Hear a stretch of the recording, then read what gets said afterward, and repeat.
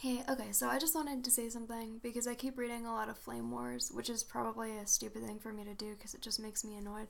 But I just ended up feeling like if someone just came out and said this, then people wouldn't be so annoying to each other on the internet.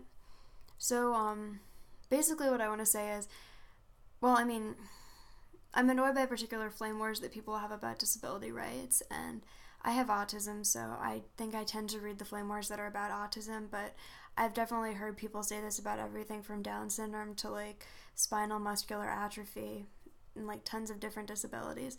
Basically, a person will be talking about a disability in a way that their opponent thinks is too positive, and they'll be saying we shouldn't be trying to cure this disability or talking about how awful it is. We should be talking about how to help people that have it and accepting them. And then the other person will say, well, that's how you feel because your disability isn't severe, but I know someone whose disability is severe, so that's why I have my point of view. And both our points of view are equally valid because they both come from our experience, or something like that. Okay, well, I don't really think this is true. I think instead of saying it's like mild disabilities versus severe disabilities and those each lend themselves to a different political opinion, I think that it's just the medical model of disability versus the social model. And the medical model of disability basically means that if someone isn't successful in society, um, you figure out what's wrong with them and you try to change what's wrong with them or keep it from happening to anyone else. And the social model of disability means that if someone isn't successful, you say, well, what should society be doing differently so that this person can be more successful? Um, I think a good example of this is a lot of the time people will say, well, autism is so terrible because my relative has autism and they can't live independently, and my whole family is really worried about where this person's going to live when they're older. Well, people who are into the social model of disability would say this is a political issue, and the government is already supposed to be supporting people who can't live independently. But as it is, a lot of people end up in institutions when they don't need to be in institutions. They don't want to be in institutions, and institutions are actually more expensive for the government.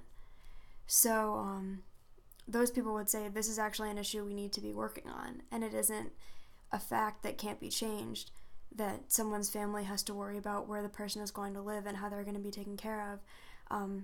That's actually something that can and should be made different. So, I personally have seen people who had pretty mild disabilities, I guess, who were very upset about the disability they had, wanted it to be cured, and supported the medical model of disability. And it's also the case that many people who were instrumental in developing disability rights and the social model of disability were people with severe disabilities.